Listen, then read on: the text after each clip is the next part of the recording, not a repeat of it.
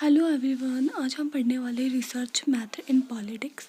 ये है course title and code लिखा हुआ research method in political DSC 11। ठीक है, हम ये पढ़ेंगे।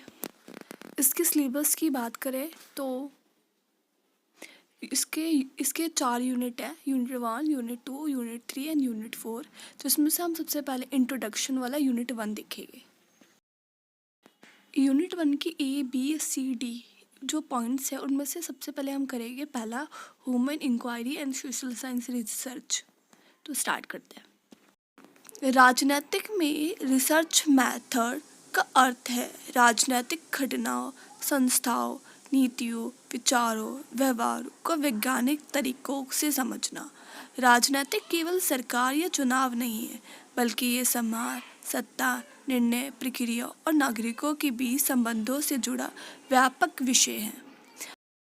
हम इसको दूसरे तरीके से बोले और सिंपल वे में तो हम ऐसे इसको दूसरे तरीके से लिख सकते हैं। राजनीतिक विज्ञान में रिसर्च मेथड का मतलब राजनीतिक से जुड़ी सभी प्रक्रियाओं, संस्थाओं, विचारों और मानव व्यवहार का वैज्ञानिक और व्यवस्थित तरीके से अध्ययन करना है।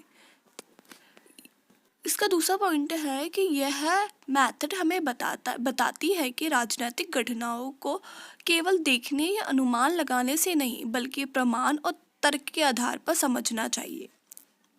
तीसरा पॉइंट है रिसर्च मेथड राजनीतिक को व्यवस्थित मतलब सिस्टमैटिक, लॉजिकल और वैज्ञानिक ढंग से समझने में मदद करती है। चौथा पॉइंट है राजनीतिक बहुत जटिल होती है। इसमें सत्ता, निर्णय, नीति, जनता की भागीदारी शामिल होती है और रिसर्च मेथड इन सारी जटिलताओं को सरल तरीके से समझने में मदद करती है।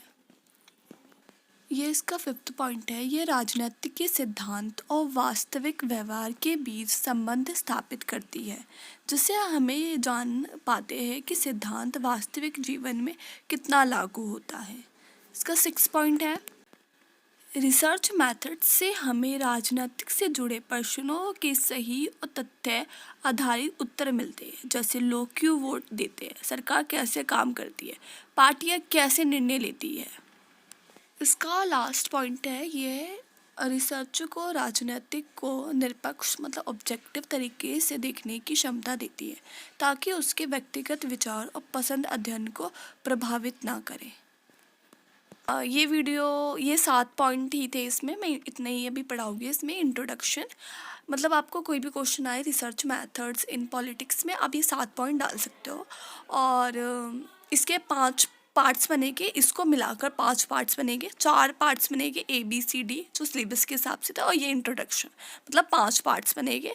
अगली वीडियो में मिलती हूँ। Bye bye.